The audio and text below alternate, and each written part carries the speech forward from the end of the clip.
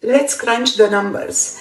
As we move into the final months of the year, with fall right around the corner, what are the experts saying about the current housing market?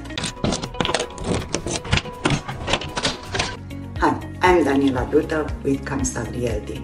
Well, all data is showing we are still inventory crunch, as it has been most of this year.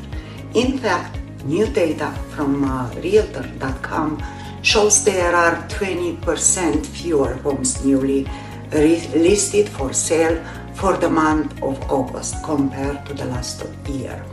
This is putting a crunch on buyers looking to purchase a home and sellers wanting to sell. Higher mortgage rates are keeping some homeowners in their existing homes.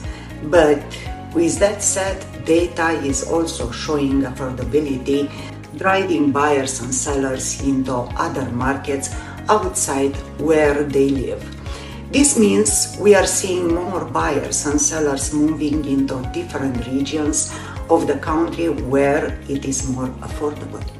If you would like to know more about what is happening locally in your area, feel free and connect with me so I can go over your local market housing data and help you strategize your next move. Daniela Duta here.